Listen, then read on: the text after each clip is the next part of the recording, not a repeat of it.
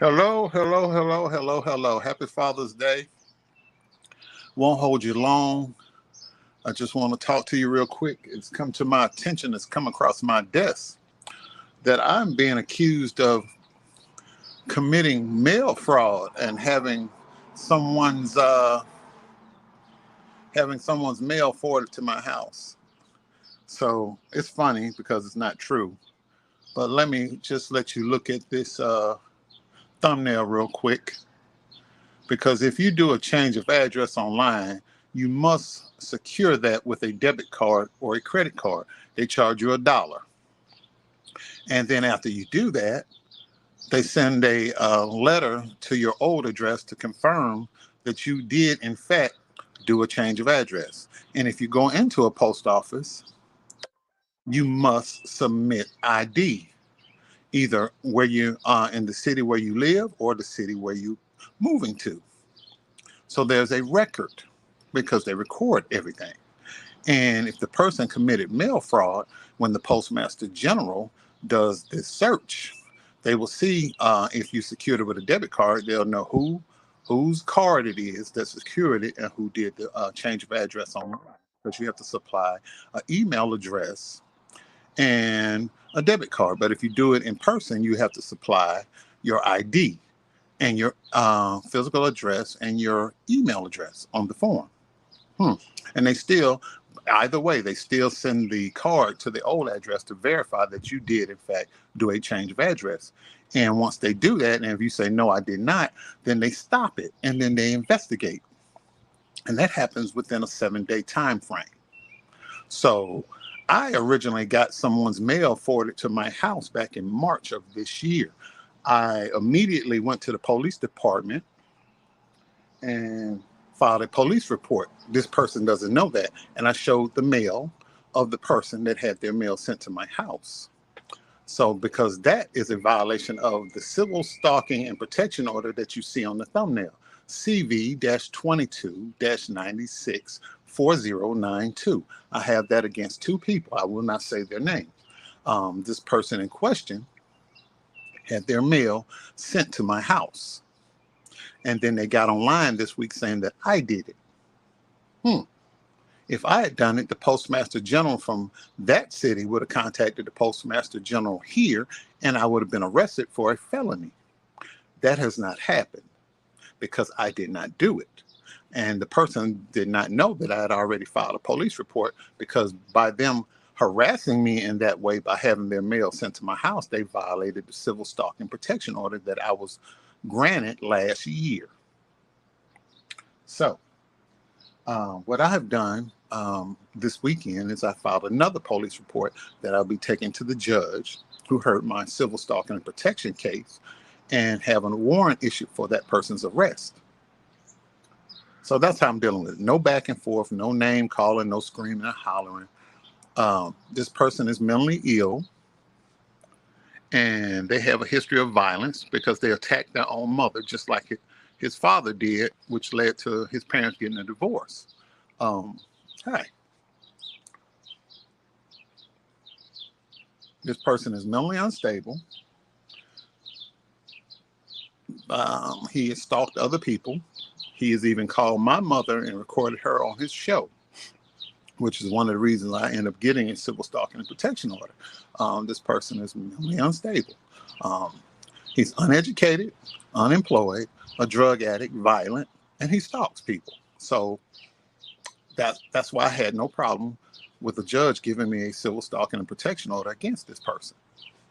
So all these lies that are being told, I just laugh because this person got online this week saying that I had their mail forwarded to my house, which is a lie, because I haven't been arrested because I haven't committed a crime. But that doesn't fit into the narrative that they try to paint of me on social media. So yeah, I deal with paperwork, they deal with lies. So here we are. I'm going to deal with it offline in the courts, and this person is going to jail for violating the civil stalking protection order that I was granted last year, protecting me from this person. This person has no income whatsoever. the person that they were out here windmilling for has distanced themselves from this person. So they don't have any money coming in. This person is trying to be relevant again by using my name and talking about me online. Won't give them their 15 seconds of fame because I won't mention the person's name. But the police are going to come to apartment 212 and pick this person up. Yeah, this person had their mail forwarded to my house back in the winter, some months ago. Yes. And I'm just going to deal with it offline. I'm not going to go back and forth. This person grew up in a home that was violent, and that violence has affected him mentally.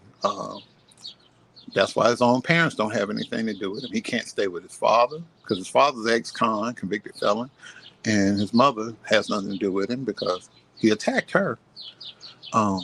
He's mentally ill. He has no job, no income, no education, special needs in school, anger issues. It's all in his IEP, in his school records. And it's okay. But mental illness is no excuse for breaking the law. So he's going to be held accountable.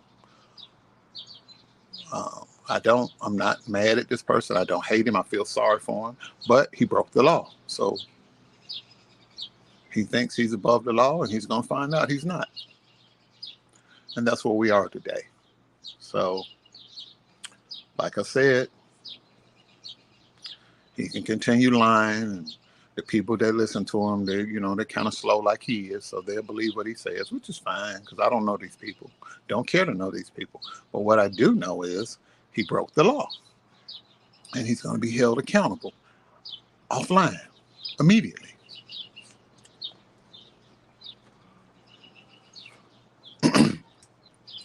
So God bless him. I hope he has a lawyer. I hope he has some money for bond, if they give him one.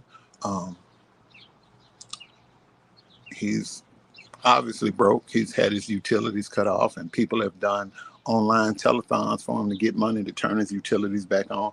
But he's no longer friends with those people that helped him, so he's on his own now. Breaking the code of church hooking him, helped him get his bills paid.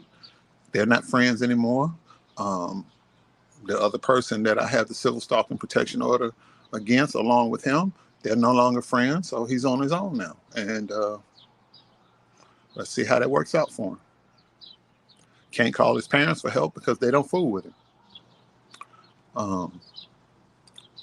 He sold all the stuff that is not nailed down in his apartment, motorcycle parts, electronic equipment, anything he could, just to eat and keep his lights on, and he's struggling. He might be homeless now for all I know, but they'll find him. And he'd be brought to justice for what he's done. You reap what you sow. And you have a good day, sir. And I'm out. And stop lying.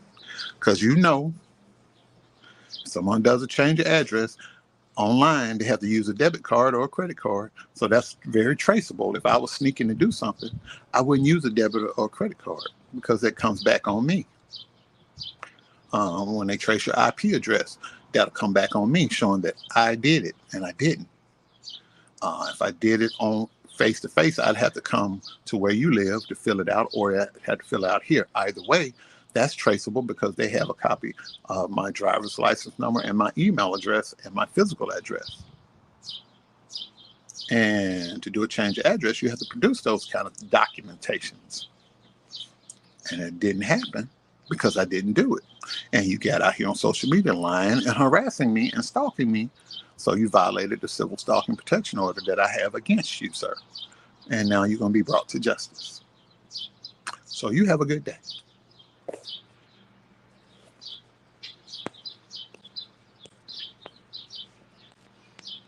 Are we messing with the champ? Come on, Leslie.